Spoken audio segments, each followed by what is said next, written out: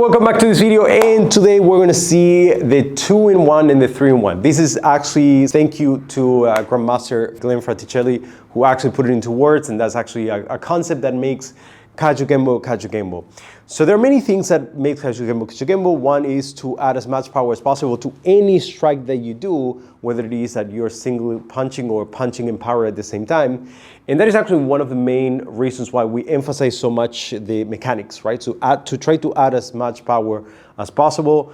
What in this case in Kajukenbo is known as a stunning blow. And the idea is to, again, to stun the other person by striking with as much power as possible. But one of the other things that make Kajukenbo Kajukenbo is the 2-in-1 and the 3-in-1. The 2-in-1 is that a person is striking you and then you're going to be parrying and striking at the same time. That would be the 2-in-1. Or even better, parrying, punching, and kicking in one motion, such as this. As you can see, I'm moving far or out of the way. At the same time that I'm parrying, I'm striking, and I'm kicking. Now, the principle behind this is obviously when the person is attacking me, all the attention of the person, the majority of the attention is going to be on the target, unless that obviously the other person is thinking about doing something else, but mostly is thinking about the target and what the other person wants to do. But if I parry and punch in the same direction, I'm calling attention to the person's brain into that specific area, in this case, the top part, and the bottom is going to be slightly neglected. So there are many strategies that you can do. But again, this is kind of like a principle of Kajukenbo that I wanted to explain first. Now, strategies that we can use for that. First, obviously is going to be the distance in which we're going to be doing that. Well, we're going to do this mainly, obviously, medium to short range. That means punching range or elbow range. Why? Because, yes, I mentioned that parry, punch, and kick, but that can also be parry and elbow, for example, as you move these and you elbow. Or it could be if you're inside and you manage to do parry and punch, you can also use the knee instead of using the kick. So strategies that we're going to use. First one, the targets that we're going to be using are important. Mostly you want to target the back leg, obviously not the front leg, when you're particularly using a front kick. That could be 1, 2, and 3. Or even better, the groin, 1, 2, and 3, which is one of our main targets. You can do that by just remaining in the same position and sleeping, meaning moving your head out of the way. That's crucial. Don't stay here. Don't just trust on your ability to clear the fist. The other person might actually be stronger and faster. So that's why you have to move your head out of the way. And after you do that, you're going to kick, whether it is the knee, as I said before, or the groin. Now, keep in mind that, as you can see, if I'm actually doing this, that means that I'm too close to execute a powerful kick, meaning this is definitely not going to be a lot of power. I mean, I'm not going to be able to execute this with a lot of power. But I actually don't need, if my target is to kick the groin. If my target is to kick the knee is slightly farther, and I can actually focus to push that knee away, which is actually one of the main ideas behind that. Now, why? If it's a jab and a cross, that's going to move the person away, and it's going to make it harder for the other person to attack you. Attack again, and attack with the other one, as you can see, slightly short. Plus, you can take advantage of that pushing to push yourself back. That means you're actually distancing yourself from the other person as well. That is if you, again, want to execute the kick towards the knee and not towards the groin. One other strategy that you can use is to use the parry and punch and the kick towards the inside of the shin. That's actually one of my favorites, which is there because it's particularly painful, particularly if you're using shoes, and particularly if you're using the inside part and lower part of the shin. So that is taking into account, again, this side. But you can also take into account your twist to twist your body at the same time. As you can see, I can do this, and I can take advantage of the twist to kick a roundhouse, and I can do it in one motion. So it would be this, particularly useful because, as you can see, my head is now moving also, just in case the person is punching me with the other hand. So again, the idea is this and kicking at the same time. I'm going to do it in one motion. This, as you can see, I'm getting slightly farther.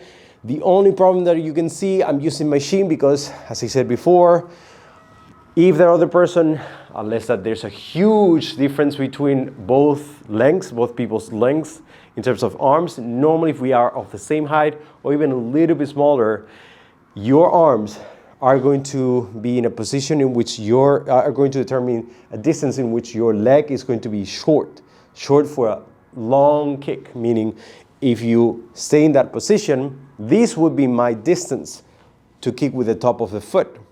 But if I'm here, I cannot kick with the top of the foot, so I have to use the shin. And again, I have to maximize the power just by twisting out of the way. Now, you can combine any of the things that I just told you with a step towards the side, which makes it slightly easier. For example, the person punches you and you're going to step towards the side and kick at the same time. That's also doable. Keep in mind that obviously the punches are going to come faster than your kicks, in your steps, because obviously moving the hands is much easier than moving your entire body and your body weight towards one side. But you have to be ready, and what you can do is you can take advantage of the pushing with the front leg, in this case, towards the side to escape. And when you do that, you free the leg and you can attack right away. Same idea, even better when you attack on the roundhouse, which is this, because now you can take advantage of not only the twist, but the step to actually create more power as you move towards the side to kick again with more power.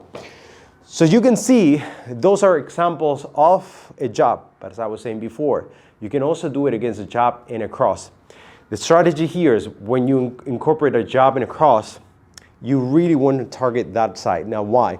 Look at what happens naturally when you go in against a jab and a cross. You're twisting that way.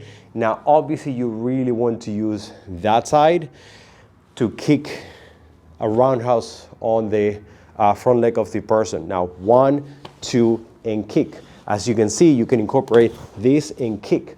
Same as I said before, you're going to be now slightly shorter, so you're going to be using your shin. Can I use that leg or can I kick that leg? Yes. But when you do, I would advise you to step towards the side. So when you do this, you can kick either a shin on the inside, kind of like a roundhouse, going 45 degrees up, or slow, slightly backwards. So you can do this and push, as I said before. In this case, I'm kicking that leg, but you can go actually towards the groin. Not towards the leg, but towards the groin. So again, 1, 2, as you can see, moving farther away, and I can kick at the same time.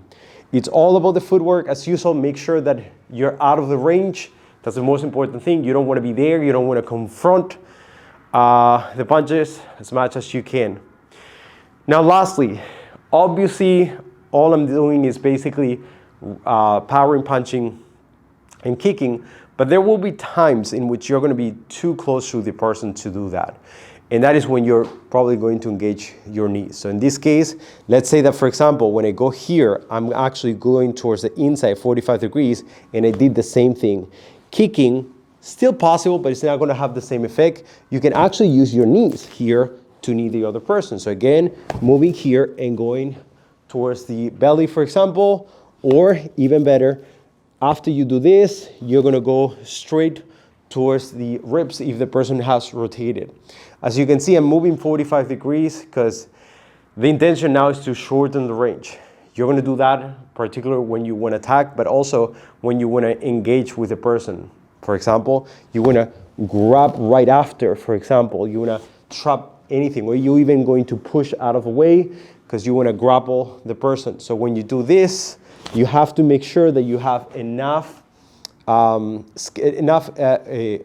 degrees are enough, like 45 degrees or a little bit more, to escape a follow-up punch, meaning that hand is still a threat.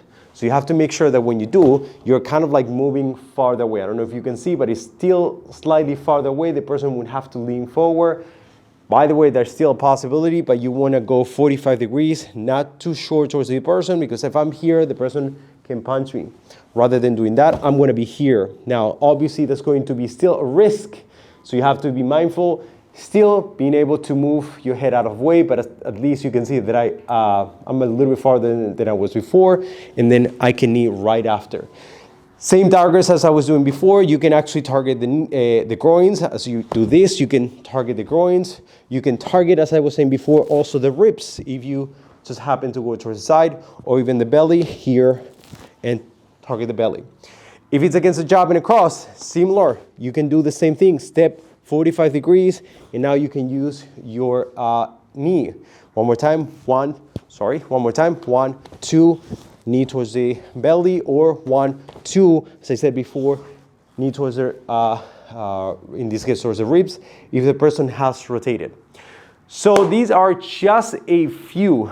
There are plenty more. This is just kind of like an introduction to the 2 and 3, the 2-in-1 and 3-in-1 strategies. First of all, to explain what it is and why they're important, and some strategies on how to approach the person's body, and basically make that distinction between medium to short range. So if you go 45 degrees because you want to engage with the person body right after, then you have to use more of your knees, and you're not going to be using your kicks. In terms of the elbows, I'm going to have a separate video in which we discuss about gunting. And that's the case. I wanted to see that because actually it's more useful for you to understand the guntings. And the guntings, again, is just when you use your elbows like this. But guntings are also when you use your hands. So I don't want you to get confused. So gunting is any motion that we have that you cross your hands. And in that video, I'm explaining better how to approach that and how to use your elbows. So that's why I want to do a standalone. But keep in mind that that will also be an example of 2-in-1 if you just parry and use the elbow. And if you're using parry, elbow, and a knee, that will be a 3-in-1. As usual, thank you so much for watching this video. I hope that this is useful. If you like it, please click like and subscribe. And I see you in the next one. Thank you.